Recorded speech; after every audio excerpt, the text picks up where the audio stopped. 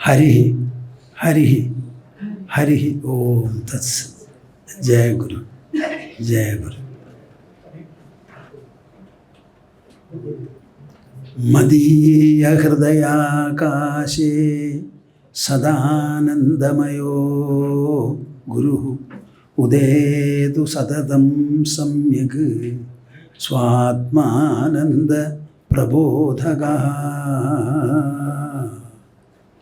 हरि हरि हरि ओम तत्सत्। जय गुरु जय गुरु। हम 3 बार परम पवित्र अत्यंत श्रेष्ठ ओंकार का जप संयुक्त रूप में करेंगे। 3 बार। ये जप करते समय आप लोगों के मन में एक भाव रखना, हमारा ये संयुक्त ध्वनि सारी धरती में व्यापक हो और उसका अनुग्रह वर्ष सभी जंतु जीव जालों में हो। इसी प्रकार का एक संकल्प हर एक आदमी अपने मन में रखे तो अच्छा होगा। अपने हाथों को ऐसा कीजिए और बिना कष्ट से थोड़ा सीधा बैठिए और आंखों को बंद करना। मन और मुंह दोनों को खोलकर मेरे साथ जपना।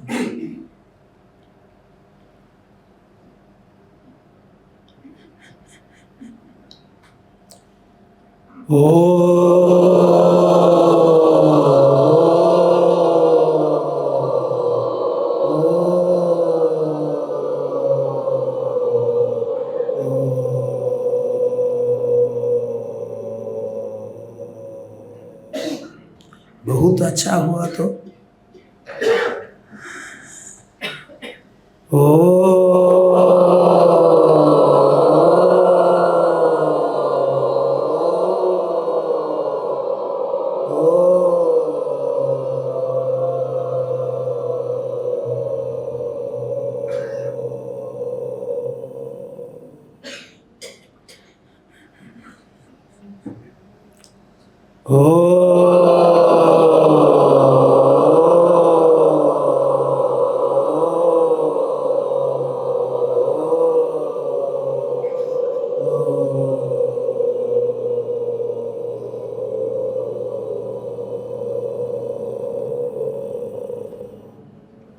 हरि ओम तत्सत्। हरि ओम तत्सत्। जय गुरु जय गुरु। आप सभी लोगों को देखकर मेरे मन में काफी संतुष्टि है।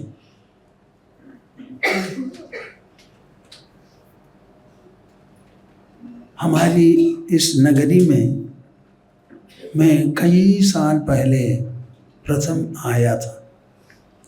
हमको लगता है ये 48वां वर्ष है। हर समय हर साल में हम आते थे। किसके लिए? इसी प्रकार एक ज्ञान यज्ञ करने के लिए। ज्ञान यज्ञ का अर्थ क्या है? ये भी एक महान यज्ञ है जहाँ लोग एकत्रित होते हैं, एक महात्मा प्रवक्ता को सुनते रहते हैं और महात्मा अपने तत्व प्रवचन के द्वारा उनको जो जानना है, समझना है, अनुभव करना है, उसके प्रति काफ़ी रोशनी डालते हैं। इसके अलावा और कुछ करने का नहीं है।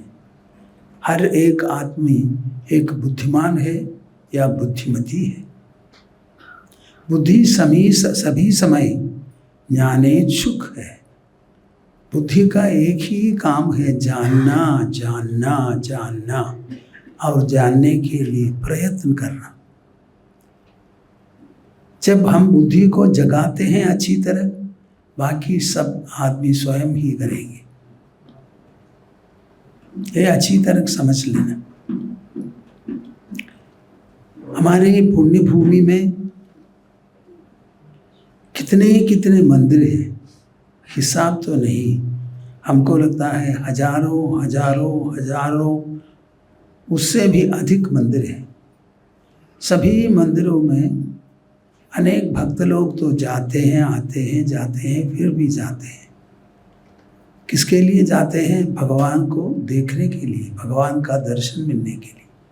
फिर भी अनेक सालों के बाद भी उसी मंदिर वे लोग जाते हैं, गर्भगृह को देखते हैं, मूर्ति को देखते हैं, फिर भी भगवान का दर्शन नहीं हो पाता। इसमें क्या कमी है? इसमें क्या रहस्य है? इसके प्रति आप लोगों को अच्छी तरह सोचना आवश्यक है। पहले भी मैंने बताया था, बार बार बताते हैं, हमारे भक्त लोगों की कमी ये मात्र है, वे भक्ति के अनुष्ठान में सिर्फ मन का प्रयोग करते हैं, बुद्धि का प्रयोग नहीं करते। भक्ति को एक भाव संपन्नता के रूप में समझकर भाव संपन्नता बढ़ाने के लिए कोशिश करते आ रहे हैं। हो सकता है कई लोगों के बीच भाव संपन्नता होती है, फिर भी भगवान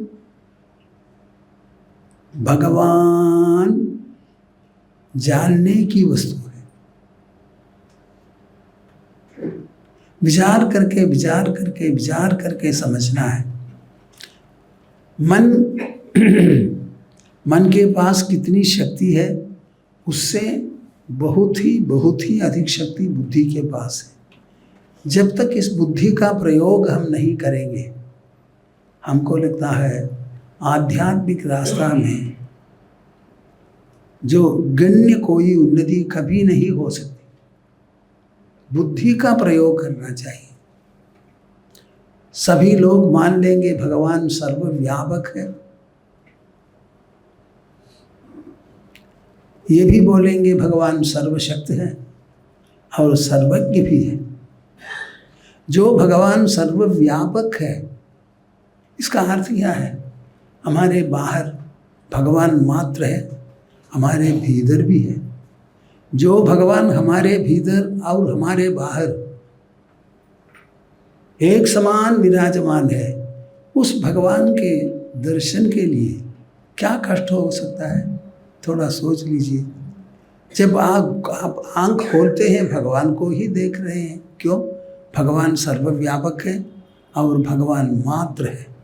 जो सर्वव्यापक चीज है वो दूसरे का स्थान नहीं देगा। समझते हैं क्या? हाँ? नहीं, तुम समझती हो? जो सभी जगहों में पूर्ण है, उसके साथ दूसरा कभी हो सकता है? हाँ?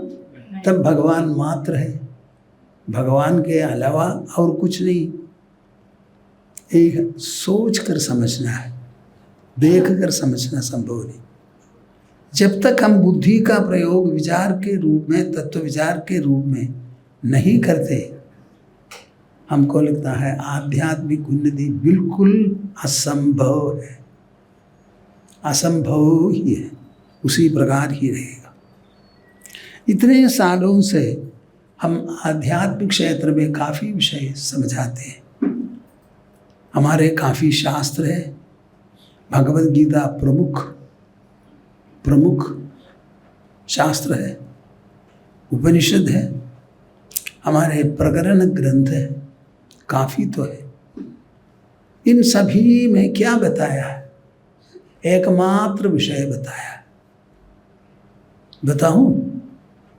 हाँ, क्या वो विषय है? भगवान के विषय में आप बाहर कभी मत देखिए। हमारी जिंदगी में जो कोई अनुभव हमें हो रहा है, हमारा जीवन अनुभव रूपी है। लगातार हम अनुभव करते हैं, जगते हैं, सोते हैं, कभी कभी स्वप्न होता है। ये तीनों हमारी अवस्थाएं हैं। ये तीनों अवस्थाओं में एक ही मात्र मैं रहता है, बाकी सब मिट जाता है। जगने वाले सो जाते हैं, सोने वाले जगते हैं, कभी कभी स्वप्न देखते हैं, तब तो स्वप्न मिट जाता है, जागृत भी मिट जाती है और सुषुप्ति भी मिट जाती है। ये न मिटने वाली चीज या उपस्थिति क्या है? जो सोने वाला, स्वप्न देखने वाला और जगने वाला। इसके प्रति आप कभी न कभी आपने सोचा है? मनुष्य व्यक्तित्व बहुत विशिष्ट है, अन्य जंतु जीव जालों के समान नहीं है, बहुत श्रेष्ठ है। इसमें सबसे श्रेष्ठ है हमारी बुद्धि।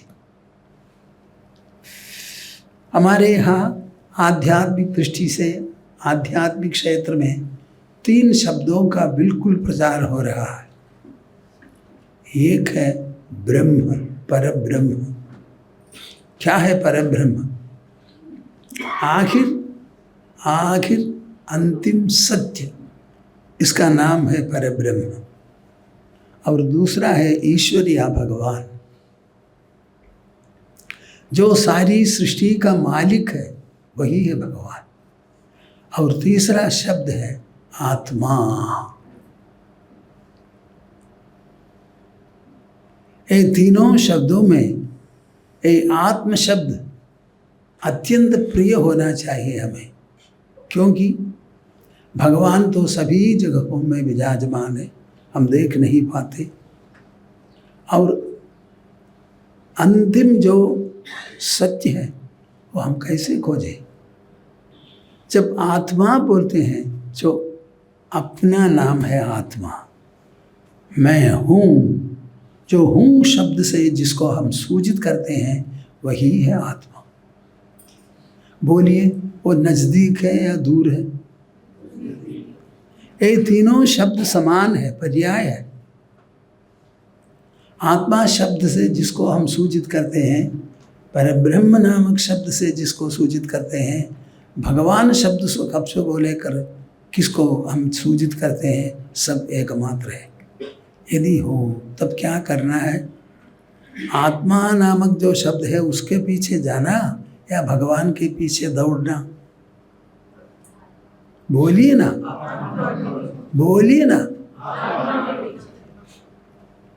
अपने भीतर तो घुसना चाहिए। वहाँ एकमात्र अनुभूति है, अनुभूति है, उपलब्धि है, वही है आत्मा। अनेक लोग बोलते हैं मैं भगवान पर विश्वास नहीं करता, भगवान की याद भी नहीं करता। करने की आवश्यकता नहीं। क्यों? आप सभी लोग बोलते हैं मैं हूँ। मैं के बिना कोई रह सकेगा क्या? जब तक आप लोग मैं कहते हैं, वो भगवान को सूचित करता है। तब भगवान का नाम लेकर बिना, भगवान को छोड़कर यहाँ कोई एक भी मनुष्य नहीं रहता।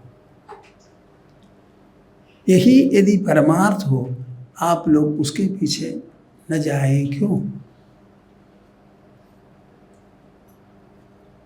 आप अच्छी तरह समझ लीजिए, आपके व्यक्तित्व में 2 भाग है। एक है स्थूल और बाहर भौतिक। ये शरीर भौतिक है, स्थूल है, वो बाहरी है। और एक बात मैं कहना चाहता हूँ, आप लोग स्वीकार करेंगे, ये जड़ है। क्या? आपका शरीर, हम 1 लाख मुंह से 10 लाख जगहों में जाकर हम घोषणा करना चाहते हैं, रे सुनो मनुष्य, तुम्हारा शरीर जड़ मात्र है, पत्थर के समान है, मिट्टी के समान है, जल के समान है, वायु के समान है, पंचभूत से बना है। हर एक आदमी जो खा लेता है उस भोजन का परिणत रूप है अपना शरीर। इस सभा में डॉक्टर लोग भी उपस्थित हैं, वे क्या कहेंगे? ये शरीर भोजन का मात्र परिणाम है और दूसरा कुछ नहीं है इसमें। और भोजन तो द्रव्यमय है। भोजन द्रव्य होने के नाते हमारा शरीर भी द्रव्यमय है। बोलिए, द्रव्य जड़ है या सचेतन है? बोलिए ना खोलकर। द्रव्य जड़ है। तुम्हारा शरीर, बोलो ना 1,00,000 बार, मेरा शरीर जड़ है, जड़ है, जड़ है, जड़ है, जड़ है, जड़ है, जड़ है। फिर भी हम उसको समझते हैं कैसे? हर समय हमारा अनुभव हो रहा है। जड़मात्र शरीर से कभी अनुभव नहीं हो सकता, ज्ञान भी नहीं हो सकता। सोचकर बोलिए मुझे, जो वस्तु जड़ है उसके द्वारा कोई अनुभव या ज्ञान हो सकता है? फिर भी हमारा अनुभव होता है लगातार 26 घंटों तक। अनुभव भी होता है, कभी कभी ज्ञान भी होता है। एक ज्ञान या अनुभव किस प्रकार होता है? शरीर के द्वारा कभी कोई अनुभव या ज्ञान नहीं हो सकता। इस सत्य में आप अटल रहेंगे क्या? हाँ, बोलो बेटी। तब खोजना चाहिए। यदि शरीर के द्वारा कोई अनुभव या ज्ञान नहीं हो सकता, हमारा सारा कुछ अनुभव और ज्ञान किस प्रकार हो रहा है? लगातार लगातार हम अनुभव स्वरूपी हैं, अनुभवात्मक है जिंदगी। एक क्षण भी नहीं जब हम अनुभव नहीं करते। किसके कारण? मन के कारण।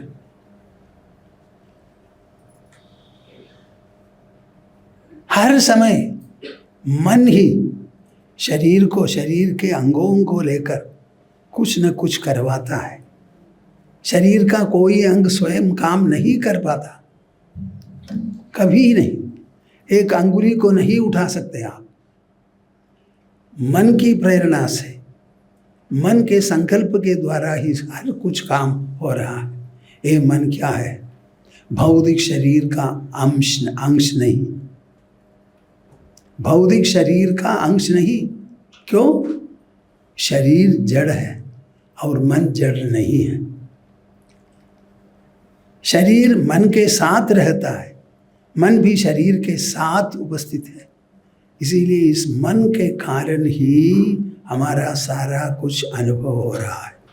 इसीलिए आप लोगों को एक निर्णय लेना चाहिए। आप शरीर है या शरीर को जो समझ लेता है, अनुभव करता है, वही है। दो शब्द है हमारा, देह और देही। जिसका है देह वो देही है। आप घर में रहते हैं, आप घर है क्या? या आपका घर है? आपका घर कभी आप हो सकते? इसी प्रकार हम इस जड़ शरीर में रहते हैं, उसको लगातार उज्जीवित करके संचालित करते रहते हैं। और संचालित करने वाला आंतरिक मन है। मन द्रव्य नहीं, द्रव्य के ऊपर है। सारी दुनिया द्रव्य और ऊर्जा से बनी है। हमारे शरीर में काफ़ी द्रव्य और ऊर्जा भी है। और दुनिया में पंचभूतों में जो नहीं है वो भी हमारे साथ आंतरिक एक उपस्थिति है हमारा। इसका एक प्रावर्तिक रूप है मन। इसीलिए आपको अच्छी तरह सोचना चाहिए, विचार करना चाहिए, मैं शरीर हूं या शरीरी हूं? बोलिए ना। देह हूं या देही हूं? देही देही देही देही शरीरी।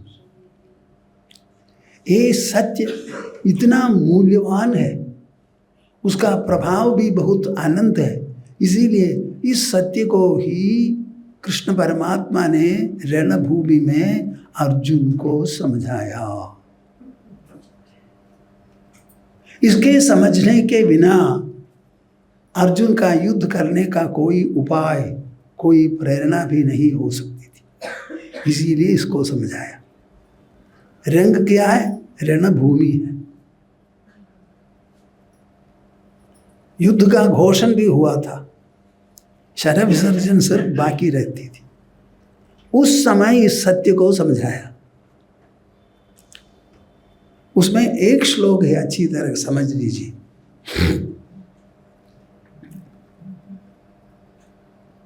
वो श्लोक क्या है? न त्वेवाहं जादुनासं न त्वं नेमे जनाधिपाः न चैव न भविष्यामः सर्वे वयमतः परम्। रे पार्थ, तुम सोचते हो मेरा जन्म, मेरा अस्तित्व देवकी के गर्भ के द्वारा प्रसूति के उपरांत हो गया।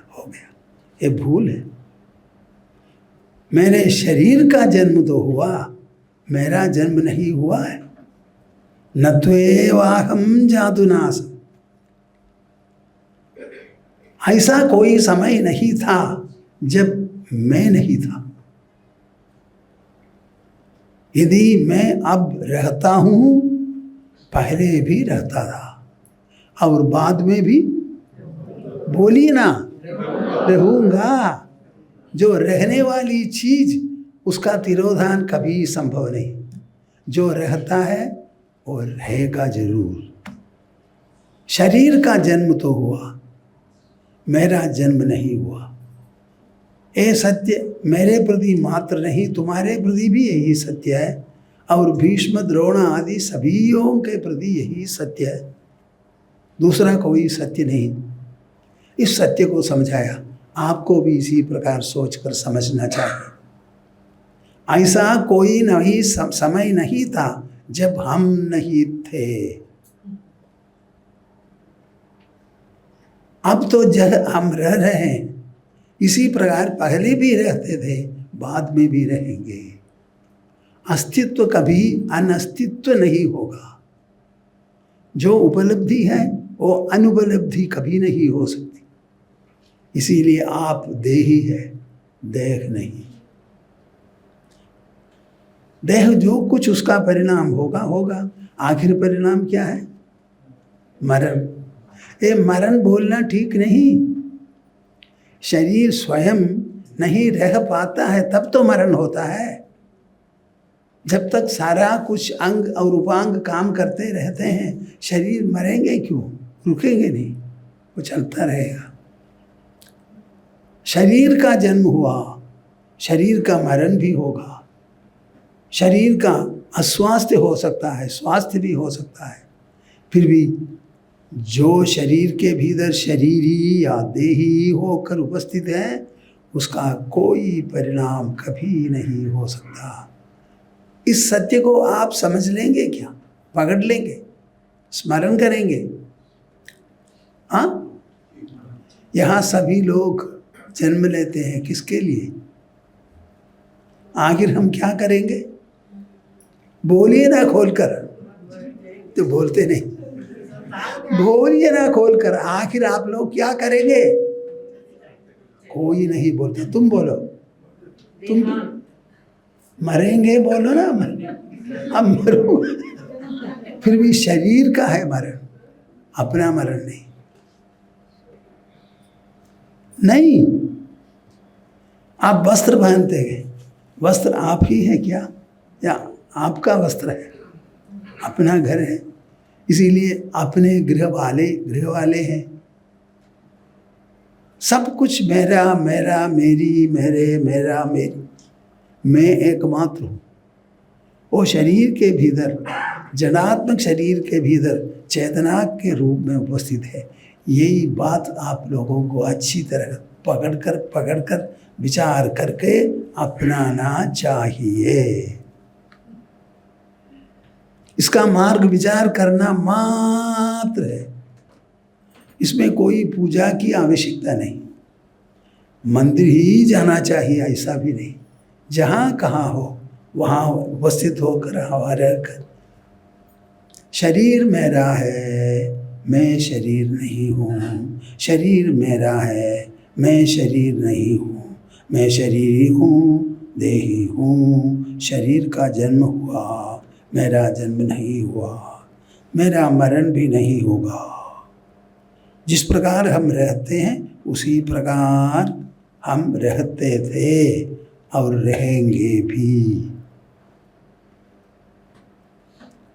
ये बोलने में क्या कष्ट है बोलो? हाँ, उत्तर प्रदेश में हम एक घर में गए। हमारे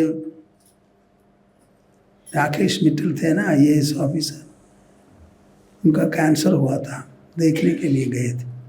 मेरा उपदेश यही था, शरीर का धर्म शरीर में हो। शरीर को बोल देना तुम्हारे धर्म के अनुसार तुम रहो, मैं शरीर नहीं हूँ, मैं शरीर नहीं हूँ। यदि आप नहीं बोलते फिर भी आप शरीर नहीं। यदि नहीं बोलते, अंधेरे को अंधेरा नहीं बोलने से वो प्रकाश हो जाएगा क्या? सत्य ही मात्र है। इसको समझने का एक मार्ग मैं बताता हूँ। 2 शब्द है, संस्कृत भाषा में है, हिंदी में भी हो सकता है, साक्षी, और दूसरा शब्द है साक्ष्य। समझा क्या? हाँ, साक्षी का अर्थ क्या है? सभी समय देखते रहना, अनुभव करते रहना। जो अनुभव करते समय उसका सिर्फ देखता है, जो देखा जा रहा है वो कभी नहीं बनता। सो साक्षी है और साक्ष्य भी है। जिसको आप मैं हूं बोलते हैं ना, वो साक्षी है, वो कभी साक्ष्य नहीं होता। साक्षी नहीं होगा और साक्षी भी नहीं होगा। तब बोलिए आप साक्षी है, साक्षी है। हाँ, बोलिए ना खोलकर, आप साक्षी है या साक्षी है? वो कभी नहीं बदलेगा। तब आपको क्या करना है? कुछ नहीं करना। मैं साक्षी हूं समझकर रहना और साक्षी को छोड़ देना। तुम जो कुछ करना चाहते हो करते रहो, मैं नहीं हो जाऊं। साक्षी शरीर में बहुत कुछ हो सकता है, इसीलिए क्या हो गया? मैं साक्षी हूं, साक्षी नहीं। मन साक्षी है, बुद्धि साक्षी है, अहंकार साक्षी है, शरीर साक्षी है, दुनिया साक्षी है, सुख साक्षी है, दुख साक्षी है, आनंद साक्षी है, दर्शन साक्षी है, भगवान भी साक्षी है। यदि भगवान आपके सम्मुख आकर खड़े हो जाते हैं, वो साक्षी होंगे या साक्षी होंगे? तब तो आप देख सकते हैं। इसीलिए साक्षी कभी नहीं बदलेगी और साक्षी कभी साक्षी नहीं होगा। तब आपको क्या करना है? हाँ, कुछ करने का नहीं, जो हो रहा है उसको समझ लेना अच्छी तरह। मनुष्य जन्म समझने के लिए या खाने के लिए? आप बोलिए। आपको एक बच्चा होने वाला है, उस बच्चे को आप एक खाने वाला बनना चाहता है या समझने वाला?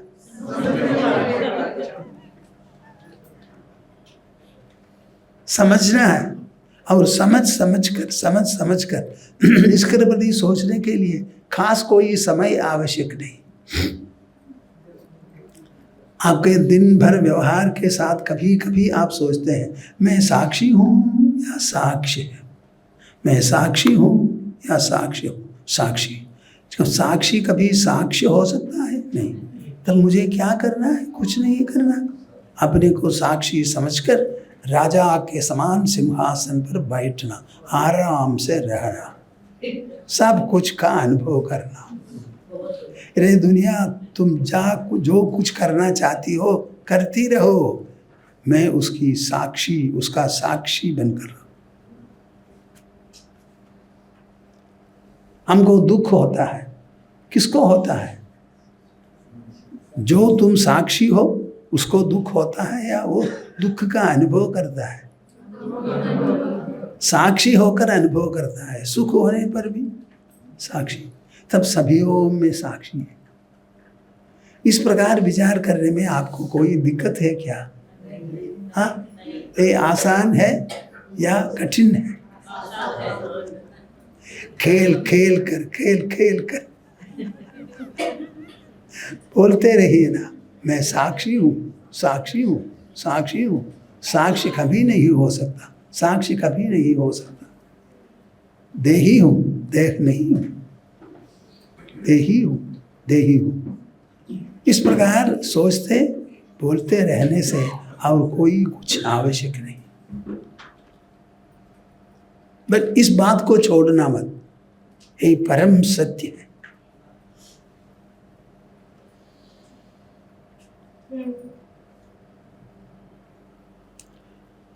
अर्जुन के सम्मुख क्या दृश्य था?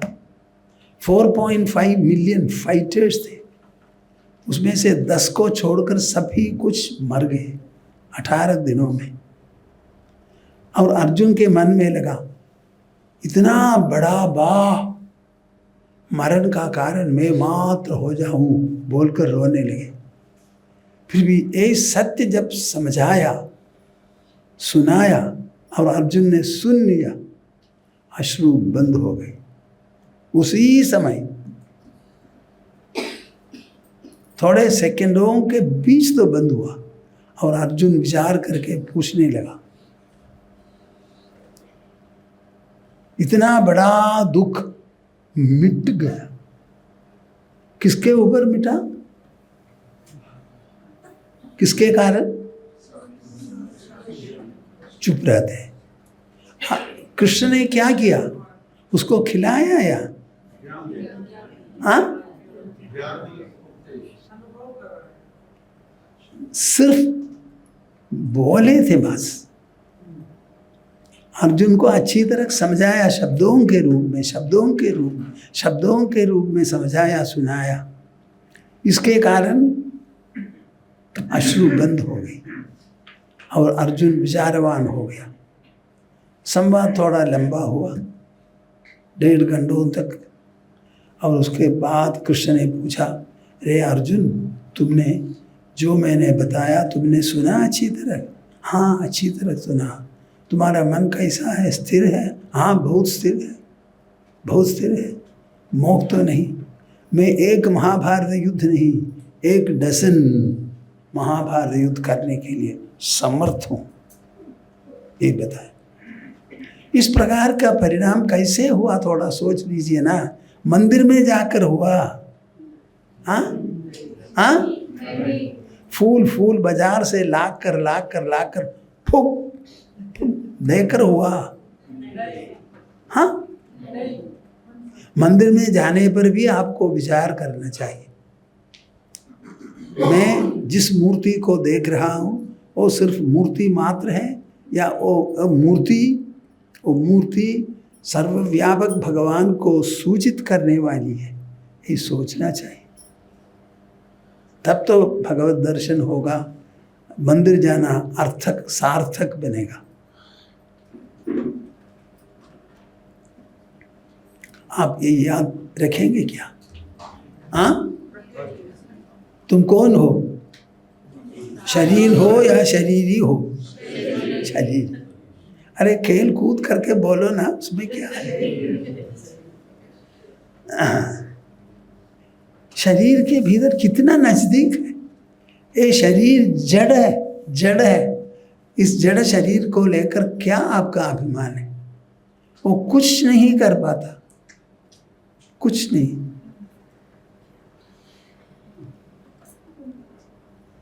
जड़। Should you not be stunned by this statement? Your body is an outcome of the food that you take. If you don't feed the body, it will simply perish. It is nothing but Annamaya Kosha. People don't know our whole body is shaped inside the mother's womb. The poor mother does nothing. The fetus or the embryo is drawing blood cells from the mother's body and it simply grows and shapes the body. Our eyes, nose, ears, lips, everything is shaped by the embryo. Our mother has nothing to do. Father also has No external force has anything to do in the formation of a baby in the mother's womb. You tell me, what has shaped the womb, the child? In about 6 to 7 months, a full baby is ready. It is prepared to come out and interact with the infinite world by a process of growth. So there is a power inside. And that power is expressing as the mind, intelligence and ego. So when you say the mind, it is not just the mind. It is referring to the great presence called God. The great presence called the Supreme Brahma, the Parabrahma, the Paramatma. Can you not remember these words? Will you remember them? And remind yourself, I am not the body, I am not the body. The body is inert, the body is inert, the body is inert. I am not the body is mine. I am the presence inside the body, the presence inside the body, presence inside the body. I am the one presence which animates and activates the body, animates and activates the body. Why don't you understand? It is a very simple proposition and supreme truth. I think all these years, 47 years I have been coming to Delhi, somehow or other I have been impressing upon this one point. God is not at all at a distance. भगवान दूर पर नहीं. भगवान को 1 millimetre भी आप अलग नहीं कर सकते और भगवान भी आपको 1 मिलीमीटर भी अलग नहीं कर सकते. हम भगवान से मिलजुल कर रहते हैं. तब ये महाभाग्य है. इस पर थोड़ा विचार कीजिए, ध्यान कीजिए, बहुत अच्छा होगा. हर दिन थोड़े समय विचार कीजिए ना. हमारे बहुत स्तुतियाँ हैं, बहुत है. हर में एक ही सत्य बताया है. हमारे ऋग्वेदिक गायत्री है, वो गायत्री में क्या बताता है? धियो यो नः प्रचोदयात्, धियो यो नः प्रचोदयात्. May our intellects be enlightened, illumined. यही है गायत्री की प्रार्थना. So everything is addressed to our intelligence. But somehow we have forgotten the whole lot of it. Why don't you read at least 1 or 2 or 3 verses from Bhagavad Gita? 2-3 श्लोक पढ़िए ना रोज रोज. हर एक श्लोक में यही बात बताई है, यही बात बताई है.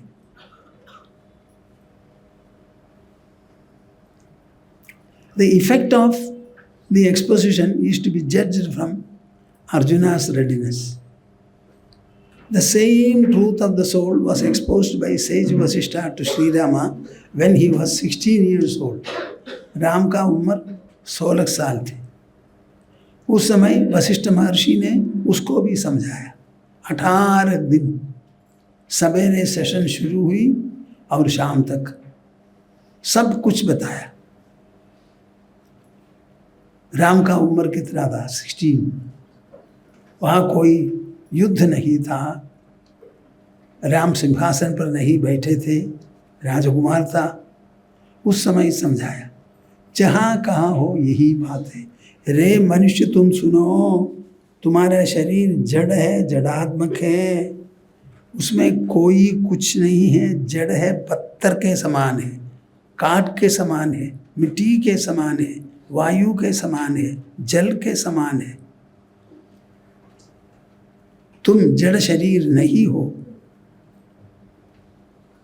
उसको उज्जीवित करके रखने वाली आंतरिक उपस्थिति हो. Can any one of you deny that inside your body there is an inner presence? Can you deny it? बोलिए ना. That inner presence is the whole secret. Why don't you spend some time? Every day spend at least 10 minutes or 15 minutes. Teach the children also. to keep quiet, closing their eyes. If you can make them sit for 15 minutes, the greatest training you are giving them. I think this is something that I thought I would tell you. Remember this. I told you about 3 shabdas, 3 words. One is the supreme reality called Brahman or Parabrahma, and the all-pervading, all-powerful, omniscient God. The third is inmost self, Atma.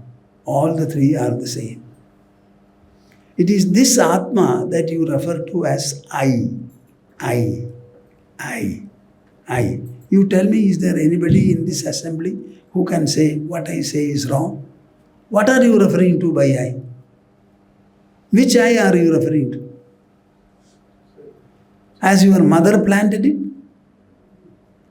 As the father instilled it in you? Or the doctor injected it into you? The I, it is inseparable from me. I am I. I am I. I am I. I am I. That I never becomes non-I. You may have been sick. You may have been amputated. You may have lost a lot of money. Or the other way, you may have won a huge lottery. Tell me whether the I has increased or decreased. उसकी कभी वृद्धि होती है? वृद्धि हुई है? उसको कोई नुकसान हुआ है क्या? वो पूर्ण रूप में शरीर के भीतर उपस्थित है, पूर्ण रूप में। इसको थोड़ा समझ लीजिए।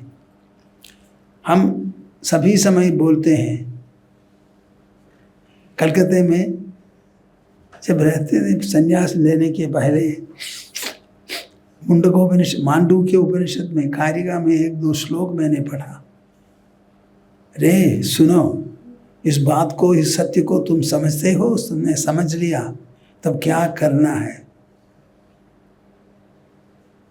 तुम्हारा 2 ही आश्रय है, एक चलनात्मक शरीर और अचल आत्मा। ये दोनों है तुम्हारे पास, और कुछ नहीं होगा।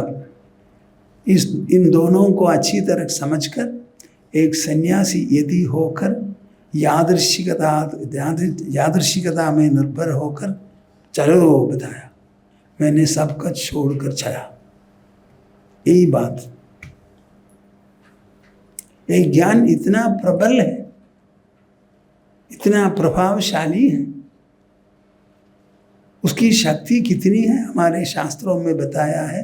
आत्मना विन्दते वीर्यम विद्यया विन्दते अमृतम। आत्मना विन्दते वीर्यम, आत्मा से ही वीर्य हमें मिलेगी। विद्यया विन्दते अमृतम, ज्ञान से अमृतत्व मिलेगा।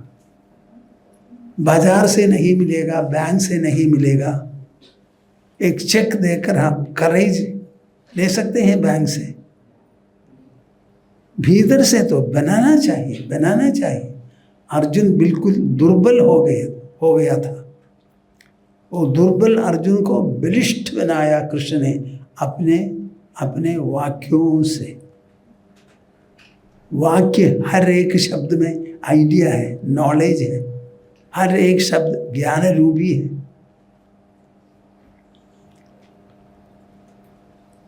Only by talking to Arjuna, Krishna penetrated into the mind of Arjuna, intelligence of Arjuna, and made them qualitative. So this please remember. मैंने जो कहा है उपयुक्त है क्या? हाँ? फिर भी बोलोगे मुझे?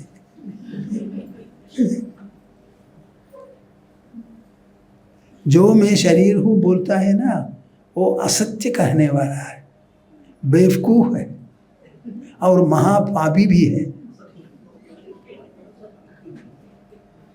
कभी हम शरीर नहीं, शरीरी है।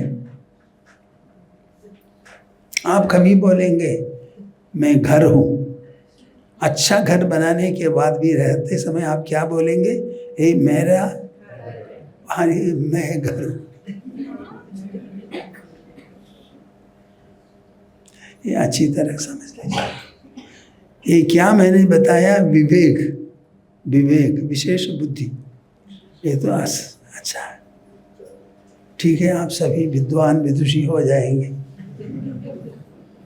हम सुनेंगे, हो गए।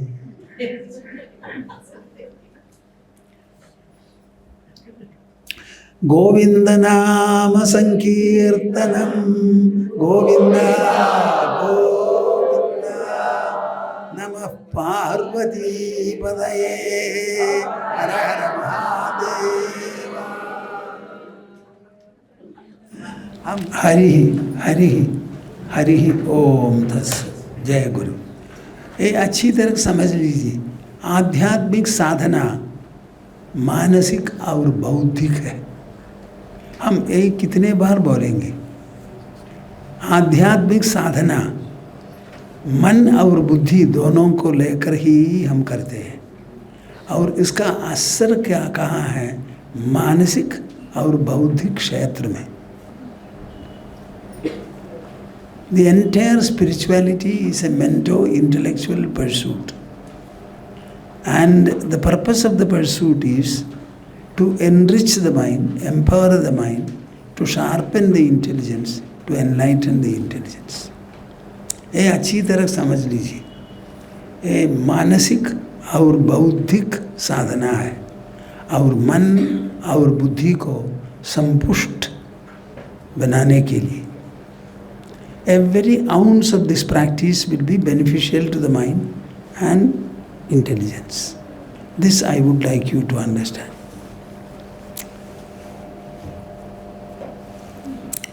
Okay, let us conclude the session.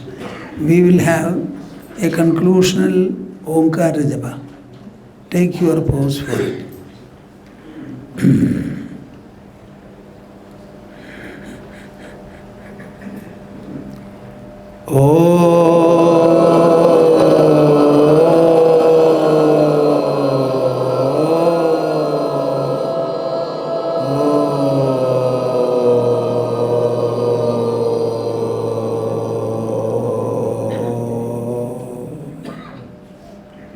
Hari Hari Hari ओम तत्सत्। जय गुरु जय गुरु जय गुरु।